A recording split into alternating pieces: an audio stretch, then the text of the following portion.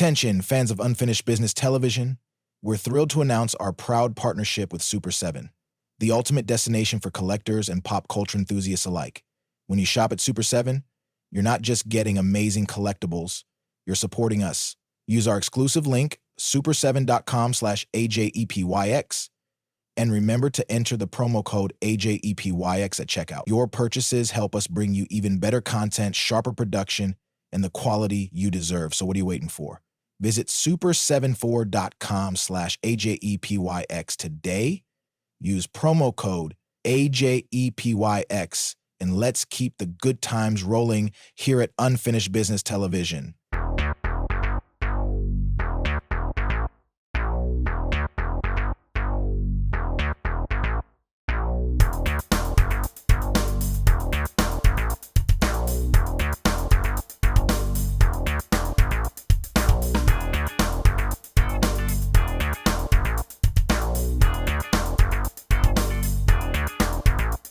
Hey, folks, welcome back.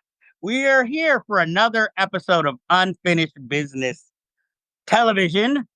This is the reviews, baby. Yes, we're going to review 6 films for you on this edition of Unfinished Business Television. But first, hello. I am Jeff Galashaw, otherwise known as Unfinished B2 or Projector J1, whichever you prefer. With me, as always, is my co-host, Andre Joseph of AJ Epics Productions. Everybody stop asking me if I saw Gladiator 2. I have no time, and eventually I will get to it. Okay, I hope that wasn't personal. But obviously we will not be reviewing Gladiator 2 this episode. Trust me, it'll be done eventually, and whoa, what a conversation that will be. But first, let's start off with Your Monster. This movie starring Melissa Barrera? Barrera. Okay, Barrera is about a young woman who breaks up with her boyfriend at the worst possible moment.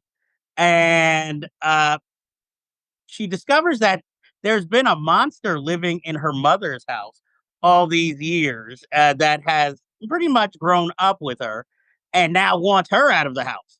So it's kind of a grumpy roommate. And worse, she's having to deal with the fact that her former fiance has now not only left her, but given the role that he specifically said he wrote for her to another person.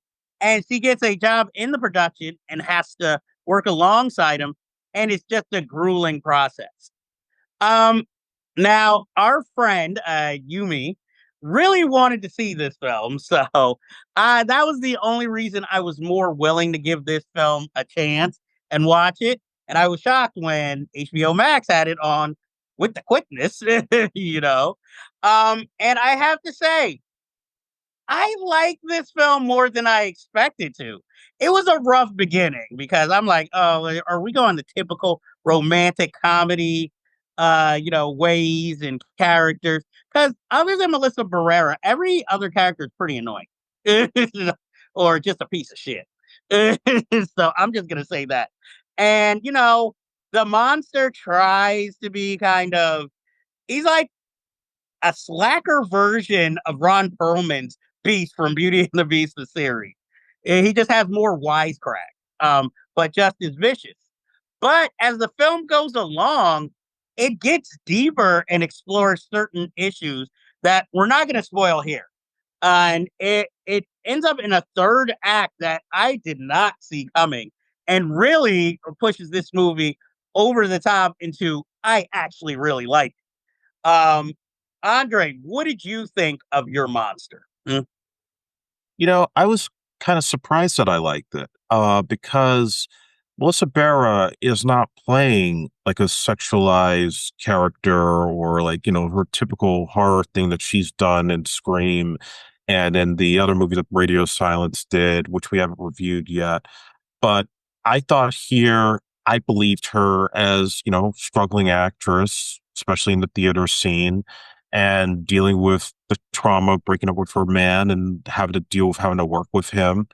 So I thought she was really excellent, and the fact that she's the only real star in this film. Everybody else is unknown, so it really has that indie quality that I think plays all throughout.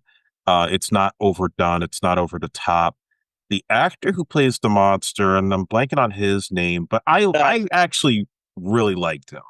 Tommy Dewey. Yeah, Tommy Dewey. I grew to like him as it went along because I didn't know what to expect in terms of the depiction of the monster just from the poster.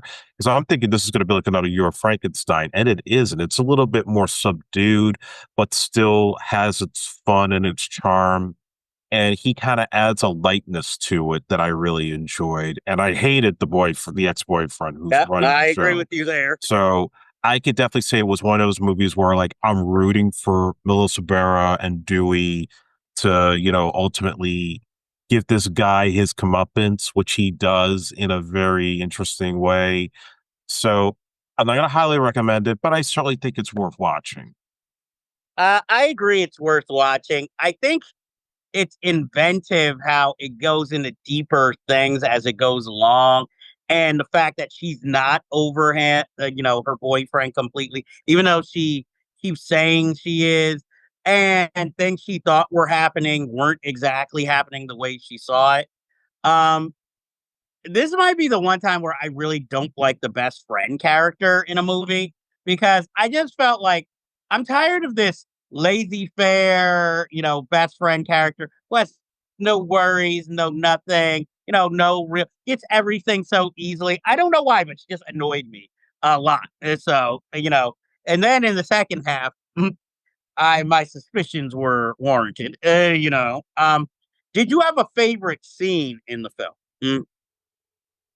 Yeah, probably when they're at the dance thing and he shows up and everybody thinks he's in costume, but he's not. Okay. My favorite, without discussing it, was the ending. That Yeah. was my favorite scene of the whole film. I agree with you. I think it's worth watching. I don't think you have to go run out and see it immediately, but I think you'll like it more than you expect. I think if you're a big fan of romantic comedies, you'll like it. Just like I think if you're not into romantic comedy, I kind of think you'll like it. That is Your Monster, written and directed by Caroline Lindy. Next, we're going to go to a controversial film that came out earlier last year, that I'm sure all of you who have seen it all have an opinion on. We're going to talk about Joker, Folie et Deux, or Joker 2, just to say it easily. This is the continuing adventures of Arthur Fleck, our favorite resident Joker in Gotham City, with him going on trial for all the murders and killings of the first film. But he has a love interest in Lady Gaga, who is basically obsessed with the Joker, and they find a connection all the while his trial is going on. And this film, I guess, kind of deals with identity a lot. Um, I don't know how half of you did not know this was a musical. It was in the trailers. And it's like it's just like I just wonder the comprehension sometimes, or were you choosing not to see it? Like, oh no, that's just for the trailer. Sure, it's but I mean, it's not really a typical musical, A you know. jukebox musical. Yeah, but I would say I didn't hate it as much as everybody else. Um, I it depends how you look at it. I think you could look at this as Todd Phillips didn't liked having Final Cut, but didn't really want to make a sequel, a traditional sequel. So this was kind of his fuck you to like forcing a sequel out of me when really we have nothing there. I mean, it all came to Joaquin Phoenix in a dream, and they worked off of that because before this, it was going to be Joker in space, so which already sounds like a bad sketch. So if you look at it that way, it's a fu to Hollywood filmmaking, but also kind of an fu to fans. And I wonder if, other than maybe the whole musical route that maybe a lot of fans didn't like it because it kind of talks back to them. It's like, oh, well, it's sort of like Tom Green. I always remember an episode of his show where he had a bunch of teenagers who loved his antics and disrupting people. And then he offered them rides home and then disrupted their lives and their parents. And oh, it wasn't so funny then. And I wonder if that's what this film was for the audience, because this character that everybody had idolized and kind of flips the script and shows, no, he's just a little man. He's not maybe the anti-hero you thought he was or the stand-in for you. He's just a mentally incapacitated person in general. Sorry if that was a spoiler. And, and also it was like, oh, if you're really a fan of these films, I'm going to make it a hard shit because not only is he going to talk the songs, we're going to do it all in real time. No dancing, no distractions. And it's going to feel more like a courtroom thriller than or really courtroom drama because like most of the characters in the first film all come back, to be on the stand or whatever. And it's just like, it just feels drawn out on purpose. And for that, I got to give it a little bit of respect for that. So I'm not going to recommend this film, but I think it's a hearty surprise. And Andre, what did you think of this one? Because you saw it in theaters. And I'm with you. I don't think it's as bad as everybody makes it out to be. Oh, this is the worst thing ever made. This is crap. We knew going in, this was not going to connect to anything DC related as far as this is not related to the Robert Pattinson Batman or the Ben Affleck Batman or the Brave and the Bold, which they still have to make. This was pretty much just a sequel that, quite frankly, we did not need. The first Joker movie was fine as it was. There was no reason to make a sequel to it, but Warner Bros. Was just that greedy. They thought, $1 billion, let's do another one. And what I think is the disappointment for a lot of people is, like you said, it is a movie that is talking back at the fans. And you could even equate that to William Shatner when he made that SNL appearance. He's at the Star Trek convention and he starts berating all the Trekkies like, none of this is real. Go get a life. Go get laid. It does feel that way for a certain segment of the audience, especially those who didn't expect this to be a jukebox musical. I also look at it from something that a friend of mine said to me when he saw it. He was expecting that this movie was going to show, with the addition of Harley Quinn in the mix, being played by Lady Gaga, how he becomes this criminal mastermind that everybody knows of. And rather than do that, we just see that, well, I'm just a regular guy that's all screwed up. I'm not happy with anything I did. I'm sorry. Just find me guilty. And instead, now it's the imitators that take over the mantle. So that's how it's supposed to play this whole idea that we never really know who the real Joker is because there's just so many crazy psychopaths who just live vicariously through the character as opposed to just one guy with one origin, which makes it different from Bruce Wayne's parents getting killed and he just becomes Batman over the course of decades. And I don't think it's as bad as everybody says it because I think the performances are fine. I think that it still has cinematography and the Scorsese type of feel at points. It tries to be like New York, and some of his more weaker entries. Coppola's One from the Heart was a big inspiration for this. So ironic, given how that movie turned out for Coppola. And I think they were also upset because there's certain prison movie tropes that they lean into that nobody really likes to see their favorite characters go through. So I'm not going to spoil. I mean, unless you're going to go see it, I'm not going to spoil it.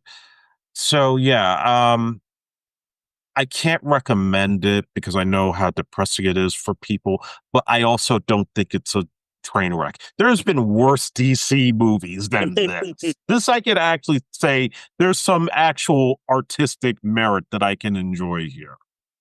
Well, I think this was another, as a slap in the face for fans because it's a feel bad story. Yeah. Whereas the first film kind of ended, it was a little bit more triumphant, even though obviously he was going to jail in a psycho ward, but it felt triumphant. This was just like fuck your plans, fuck your dreams. Here, let me spit in your face. It never gets better. And Lady Gaga is just generally underwritten. And, they don't really give her anything to really do other than kind of like be co-host in his fantasies. So, and we don't even see him have any general reaction to Zazie Beetz' character from the first film when she shows up in this film. So like I said, it's just disappointing. I don't think it's the worst. I probably will not. I don't have the desire to watch it again, but I give points to Todd Phillips because it didn't feel like he was ripping off anybody else's style to me. It just felt like something that was truly his own creation this time. So that was why I think I gave it even a little bit more props. So obviously that's a buyer beware for Yeah. the Joker of Folie et Deux. So our next film is actually going to be a documentary. Andre saw this way before I did. I only saw this a few weeks ago. But the Milli Vanilli documentary. Now, look, all y'all who aren't Milli Vanilli fans, yeah, they were easy to make fun of, but their songs were the shit back in the day. Okay, baby, don't forget my number. Come on, you can just hear it now. And you want to move your shoulders to it. Come on. Blame it on the rain. Exactly. Blame it on the rain. Yeah, yeah. Now, I will admit, a lot of this stuff for me is rehashed from what was it? Behind the Music special Yeah. on one with them. But that was done when one of them was still alive. This is done obviously after unfortunately one committed suicide. I found it interesting that we finally get to hear the other side of the story from like the producer's secretary. We find out what it was like growing up for I think it was Fab, right? I think it's Fab. Yeah, what it was like growing up for him. A little bit more into his mentality of why he was so upset and why he craved fame, drugs, and all that so much. Whereas Rob is like the more artistic one, but at least he grew up around, his own people. And he's French, so of course he's like, well, what the hell? I like that. I still to this day don't know. I know they talk about, people didn't like them because they were so inauthentic and all that. But I don't know. I think either Rob or Fab must have dated Paula Abdul because Arsenio Hall really didn't like them for no reason at all. He really got in or went in on them. Like I can understand in Living Color. I mean, they're celebrities, so it's easy. And even I wonder why do they sound so different from they can barely speak English, but yet when they sing, it's like, oh, this is a mastery of the language. But I like that the documentary did go behind the scenes, talk to everybody who was willing, so we get more of a full story. And I think it surpasses the behind the music. I really enjoyed it. I liked finding out all these little facets, like how they were getting away with this on tour. I mean, come on, it even has downtown Julie Brown in it. I haven't seen her in forever. Um, Andre, what did you think of Milli Vanilli, the documentary? Mm, Like you said, I knew of the story from behind the music, and I didn't really listen to Milli Vanilli that much as a kid, except when they made an appearance on Super Mario Brothers 3, the cartoon, playing themselves. And yeah, they were dubbed too, which was kind of funny. No, I did listen to Good Girl, It's True, but the whole controversy that came afterwards, then it became harder to listen to them for a long time. Um, I always felt bad for them. I think it went from a joke to just being like, this is sad. It's sad that these two guys had this big dream. They had a really good idea, like with the hair and the outfits, and they had really caught on. But, their asshole manager who right from the start said, we're dubbing your voices. We're going to put out this presentation. And the fact that there were so many people who were in on it and didn't say anything until the money really became an issue. So, they really got into more of that. And I even felt a little bit for the secretary too, that she actually really was like a mother figure to them and cared despite their circumstances. Couple of high points that stood out to me. One was showing when they had won the Grammy and seeing the reaction of like Billy Joel and everybody in the audience who like they knew what was really going on and they just didn't say anything at the time. The fact that these guys beat out who Arrested Development and the other like best new artists of that year. You give it to these guys, like what the hell? And we've all seen the press conference when they had to confront the media. I've never seen like the full footage of like Fab trying to sing the song in front of everybody and just I how saw that. yeah, just like again, I was cringing and it was just so sad with how things ultimately had ended. So this was one that and it does end on a good note despite the tragedy. I really did like it. I highly recommend it. And I will also say at some point we should review once you can get access to it, the biopic that they did by Simon Verhoeven, Paul Verhoeven's son, who directed a film that was only released in the UK. It's on Amazon, but you have to pay for it. And this one also kind of depicts everything that you saw in the documentary. Okay. My thing with this, my favorite moment in this documentary was at that press conference when the white reporter is just berating them and like, oh, you could have gotten by with your town, blah blah blah. And then another black reporter says, now you knew even coming out of your mouth that was false, at the time. Or to me, that is the epitome of white privilege too. Yeah. So, but I'd say I'd highly recommend it if you're a Milli Vanilli fan. I just recommend it if you are not, But at least you get to know more behind the story, what happened, what were the motivations, because really, they always never give them credit. They could dance, So maybe they could have worked with like CNC Music Factory in the background, but I really, I really enjoyed it more than I expected. I mean, not how it ended up for some people, but I really enjoyed it. It was a very eye-opening, and I recommend the Milli Vanilli documentary. You guys should definitely go check that out where you can get it. I think it's on Paramount Plus right now. Yeah, Uh, Paramount Plus. okay, so next, uh, you guys aren't ready for this upcoming list. Um, Next, our next film is actually, you know what? Let's go with a happy film. We're gonna talk about Heretic with Hugh Grant making his, I guess, not big screen comeback. He's still acting, but a movie that gives him finally a starring role against type for him. Heretic follows two. I guess what are they called? They were like missionaries. Yeah, two missionaries who show up at Hugh Grant's house. It's raining. They've locked their bikes and they've come to talk to him because he says he was interested in learning more about their religion. And slowly but surely, they realize they've been duped into a trap where he's going to test the limits of their faith and belief while also teaching them lessons of how, I guess, what faith and people, I guess, kind of ripping off others or being inspired by and what has been created and what everybody thinks is original.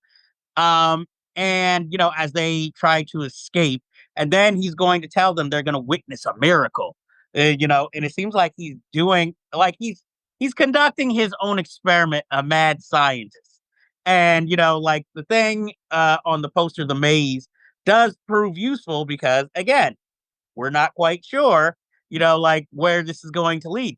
And I think that this film is tight for 2/3.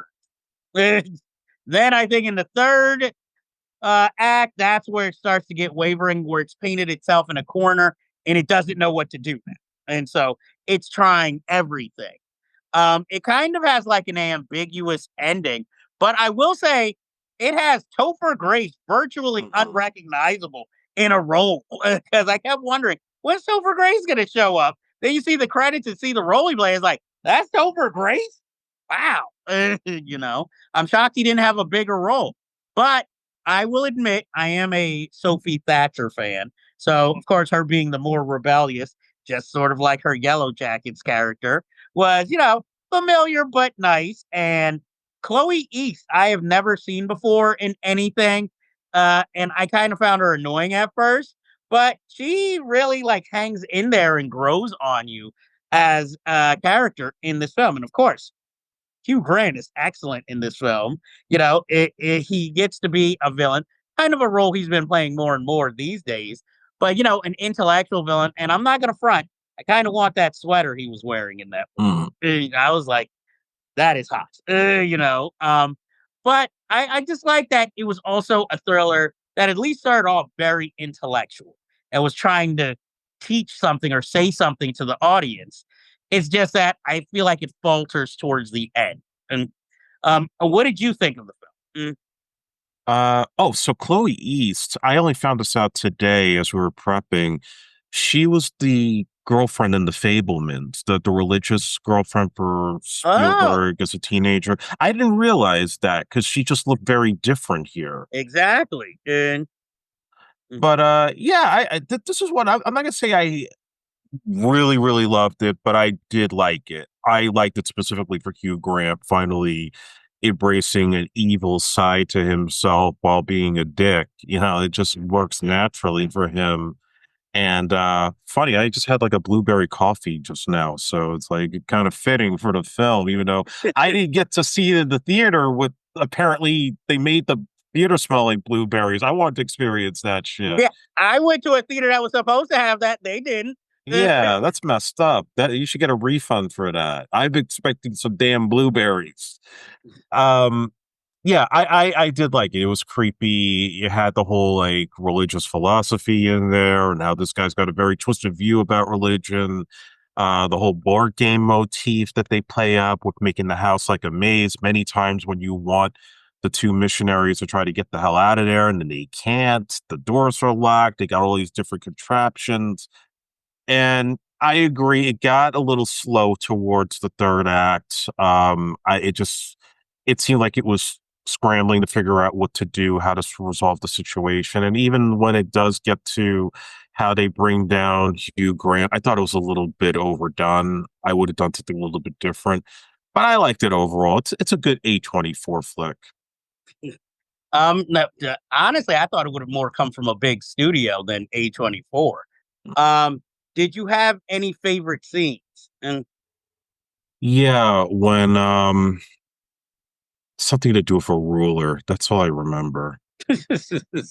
um, I think I just liked when they first realized that they're in trouble, and he gives them a choice of whichever door to go through.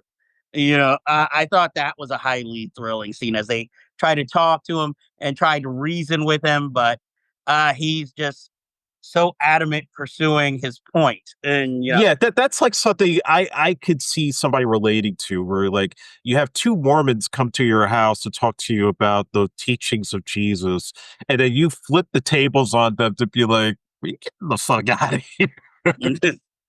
I like that. I would recommend. And I think most people will be entertained watch. Wondering where it's gonna go, what's gonna happen. So like I said, I liked it. I went to theaters. I really enjoyed it more than I expected to, but I could tell from the trailer I would probably like it. It's Even why though do we still need physical media? Because I remember I bought the DVD for Charlie and the Chocolate Factory, and the DVD box smelled like chocolate, legit. okay, well, I can see that as a tie-in. That may so if this came out, you'd want it to smell like blueberry. Yes, it should smell like fucking blueberries. But the whole thing is, it's such a minor point in the end, other than it's just a candle to help fool them. Jeff Bezos, are you listening, motherfucker? Make some fucking blueberries in my fire stick. I don't think that sounds like a band or a song. Blueberries in my fire stick, or some double entendre that people are going to have to Oh, I'm sit gonna have to here and copyright type. that shit. Exactly. That could have been in the Joker too. um, so that is our review of Heretic, directed and written by Scott Beck and Brian Woods, whose previous film 65 with Adam Driver I was not a fan of. Big contrast. Yeah, well, they also wrote a was it A Quiet Place? It's Oh, no. the first one. So next we tackle what seems to come out every year, and it came out early this year, the sports drama of overcoming obstacles with the movie Unstoppable, most noted for Jennifer Lopez playing normal. You know, playing a one-legged a teenager's mother. He wants to be a wrestler, and she's with her, I guess, husband, boyfriend, but a deadbeat, played by, come on, it's Netflix, and he plays the role so well, Bobby Cannavale. They have multiple children together, and Terrell Jerome plays what is the character's name? Anthony Robles. He's first on his high school team, winning accolades, and then he tries out for the college team, and through determination, gets on the team, and he has like kind of father figure coach with Michael Pena and the man Don Cheadle. And I guess it shows like sportsmanship. I guess how your team can be a family or a second family for you, plus trying to be inspirational to your younger siblings. Um, and that Bobby Cannavale is always going to play an asshole. And Jennifer Lopez with all her tattoos in this movie, and then finding out what happened to her character after the film. The only scene where I really felt like, okay, this is not typical J-Lo, is when when those teenage girls are making fun of her son Oh, yeah. at the wrestling, and she gets all up in their face. That's the only time I felt like, okay, is she showing something different, at least in this film? Um, I'm a sucker for a good sports story. This one wasn't boring. I enjoyed it. It had people of color in it, as the main star, so I was happy about that. I even like, he has to go up against his idol's son, in the final match. So I even like that aspect. And nice to see Sean Hassadi or Hatosi Yeah, Hassan. in something again. I didn't wish he wasn't such an asshole. Uh, But I like I said, it's okay. This is what I expect when I watch an Amazon movie or Netflix.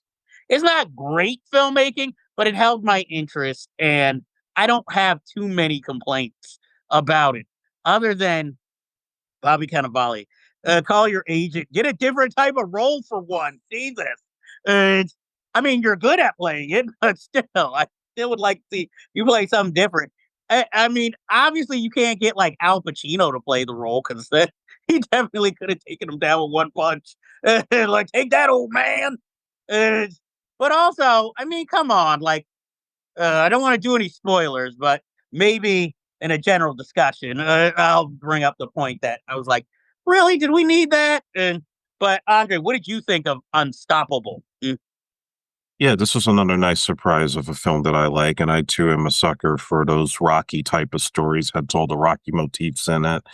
I'm glad that this movie telling Anthony Robles' story was not all about the fact that he's one-legged and struggles being one-legged. It's like the guy's already determined right from the start to succeed, and he has his head straight about his education and doing the right thing.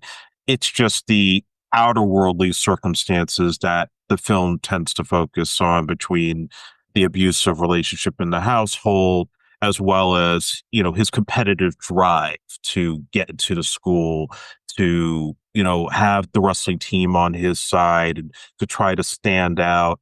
So there are all those things that are easily relatable, very likable characters, and, a triumphant ending. And yeah, a different type of J-Lo role than what we're used to seeing her do. For some reason, I thought she was wearing contact lenses because her eye color looks very different in certain spots. I don't know why, because it's just the way she's lit. I agree about Bobby Cannavale. He's like that gangly asshole Guido, what nobody ever likes. And yet it seemed like in the beginning he was going to be like, an all right dude, until, we see like those flashbacks and how he treats J-Lo, how he treats the kid. But works. I'm not complaining. Like that's who he's playing, and that was what serves him well. And overall, just a feel-good story. Nothing really bad to say about it. I like it. I highly recommend it. It's a good time. I will recommend it. I thought Jarrell Jerome was very good in the lead role. He kind of reminds me a little bit of Jake Gyllenhaal, Yeah. and he's already an Emmy winner, so he's already starting off his career well. I'd recommend it though. Like I said, it's not gonna blow your socks off. You've seen this type of story before, but it is a nice coming of age, like I said, Rocky type story that I think most audiences will like. I can't see you being like, "Oh, I hate this fucking bullshit." And unless, you're MAGA, you're like, "Oh, why the disabled gotta get everything?" At this point. So, and now we are up to our last film, and I guess our biggest film, to review. We're going to talk about the Netflix movie Back in Action, starring Cameron Diaz and Jamie Foxx. Um, this they're playing basically spies who've retired, gotten out of the game after she finds herself pregnant. After they sleep together and they decide to have a happy new life, and then an old case brings them back, and then they're wanted, and they're trying to shield their children from all this. And the thing is, this is just so typical Netflix. Like, let's just get two big stars, throw some action comedy at them. And no offense, it's like this is a film where Jamie Foxx kind of, got had his life-threatening injury in the middle of filming, and then once he, recovered, they finished the film, and this is the film that he convinced Cameron Diaz after an 11-year retirement to come back and make, and it's definitely not worth it, well, on either front. Jamie Foxx plays his typical Jamie Foxx type role, which is a shame after playing so many diverse characters in these Netflix movies, like They Clone Tyrone, just to like kind of go back to the movies that weren't working in theaters when you were playing action heroes. Held And up. and now you have Cameron Diaz to add to the mix. And I have no personal problems with her, but it was like you came out of retirement for this. You could have just given this to Jessica Alba, because unfortunately she doesn't really add anything. Even the jokes are tired. And Glenn Close, I guess since Kathy Bates is retiring, seems to take every role. Or if Allison Janney's not available, she'll play always the old kooky like mother or grandmother type in these types of films. And at this point, I just feel like I shouldn't be shocked because it's typical January fare when studios are just dumping movies. But the problem with this is just how uninspired this film is. There's nothing new under the sun in this film. You can predict everything that's going to happen. Um, even like adding the kids to the film doesn't really help the film or make it more cute. And even when the kids go away and they're like, "Oh, you know what that means." You knew it wasn't gonna be sex. You knew it was gonna be, "Oh, let's hit the punching bag." I thought it could have maybe used a little more Mr. and Mrs. Smith type humor of like, "Hey, what is it like for these two agents having, like I have to follow the crossing guard even though I know 10 ways to kill them, in a single thing." And it's just like, it just felt like a waste of time watching the film. What did you think of Back in Action? And This was by far one of the worst movies I've seen in this decade. That's how bad this film is. I feel like this is another Netflix produced by ChatGPT of trying to get two big stars to play basically like every knockoff of The Union and any other movie that Netflix has done where there's spies. The villain is a comrade that turned out he faked his death and comes back to get him. This whole movie was fucking stupid. No wonder Jamie Foxx had a stroke on this set because he probably knew this shit was bad. He probably was demanding rewrites every day. No offense, Jamie Foxx, we love you, but come on, dude, get a new agent. What the fuck? And I'm not against interracial relationships.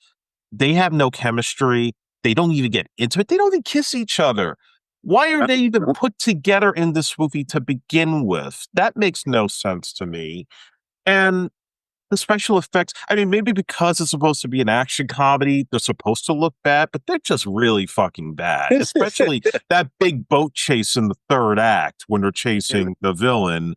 And just the fact that it just looks like they just put them on a set. Here's the green screen. We're not even going to bother to try to clean out all the lines and, the feathering that they have to do to blend in the shot. It doesn't even blend. It just looks like, McGee could have done this as Charlie's Angels 3 and just only have it as a spinoff for Cameron Diaz's character. We're not even going to bring anybody else back. And it just was not funny, not entertaining. The plot is so cliched. It's been done a million times to death. And like I said, it was like another Mr. and Mrs. Smith, but not as smart. Glenn Close is playing the same character she played in another movie that Netflix did years ago, where she's kind of like a similar, like badass grandma type. And it's not Hillbilly LG with our current vice president. And I just am like, this is your problem. You're checking boxes. You're spending money on bullshit ChatGPT scripts, and you're basically rinsing and repeating the same plot points that you've done for 5 other movies. Why are you producing this shit? So I don't recommend it. I think they wasted their money. They could have taken this money, fed a bunch of hungry children in a third world country, maybe even stop the Middle East war that's going on right now. Why are we spending money on this bullshit? Why doesn't Jamie Foxx go and get another Oscar nominated role? And Cameron Diaz, stay home. If you're going to have to take this shit as opposed to a Scorsese flick or work with Jim Carrey again, stay the fuck home. Sorry, but it's just the truth. You're a fine actress. You are still attractive for your age, but stay the fuck home. Well, maybe she should have played the Jennifer Lopez role and not stop him. You know what? I wouldn't have minded it. It was better than this script. Well, yeah, I definitely would not recommend this movie. Y'all should know by now, if it's an action film, has a lot of stars, and it's on Netflix, I'm probably going to give it a bad review. And if Kyle Chandler is in it, expected to be very depressing. Well, hey, he's got to work where he can. He was good in, what was it, Game Night? He's another Daniel Hugh Kelly. No, he's not that bad. But like I said, I knew going in I wasn't probably going to like it, and it just got worse as it kept going. So it's just like, okay, I was hoping for a pleasant surprise, but no. What is this shit gonna be over? Come on, this should be on Riff Tracks, not Netflix. I'm like, there's just nothing. I would have enjoyed it probably more if it had been directed by Mick G, because I'm sure the action scenes would have been better, at least under his direction. And my God, stop it with the pop music in action scenes. If you're going to go and use pop, why not use something from an out of print LP that might have been hit in the dance floors back in the 80s at Studio 54? You're using the same bullshit that every other film uses to do some chaotic action scene, and it's not original. So basically what Andre wants is more disco in action sequences. Yeah, maybe some Peaches and Herb or, I don't know, like Shannon. Okay, hey, you never know that. You might have cracked the formula. Shalimar. Some executive at Netflix is writing this down. Okay, I got to look up what's Shalimar. Yeah, hire me. I could do that easily. Be their music instructor or their music guy for all these action sequences. Like, the way you're shooting this feels like some Peebo Bryson. You know. Or if you can find it, put some Gloria Gaynor up in here. Not a one-hit wonder. It's got to be somebody with more hits. Well, hey, maybe one of her deep cuts goes perfectly with that, and you could get her resurgence. And or a stray Minnie Riperton hit. Yeah, you don't see enough of Minnie Riperton in the movie. She's got some bangers outside of her one hit. Loving You. Back on Memory Lane, that's a classic. I just say, hey, if anything helps improve the film, I'm for it. So even if it's a soundtrack upgrade, I will take it. And Fuck, I'll take Jamie Foxx singing if that's what's got to take to fix this shit. Yes, they needed a love scene with Blame It on the Alcohol to explain how she got pregnant in the first place. So I would not have been about. At least it would have been something different than what we got. And so anyway, Play some Manhattan Transfer. What? Play some Manhattan Transfer. I don't know. Would any of the people in the film even know that group? All you have to do is have somebody get their ass kicked while Boy from New York City is playing in the background. That would have been inventive in the gas station scene, especially. So that ends this episode's business. But as you know, we always have unfinished business. And I have to ask, have you seen Get Shorty? If not, why not? Because it's fucking awesome. Andre, what movie would you recommend for the people? Have you seen a better Jamie Foxx movie, Any Given Sunday? If not, why not? Because it's fucking awesome. Agreed. And that ends this episode, and we will see you next time. If you like this review, please be sure to like and hit subscribe to be alerted to new episodes in the future.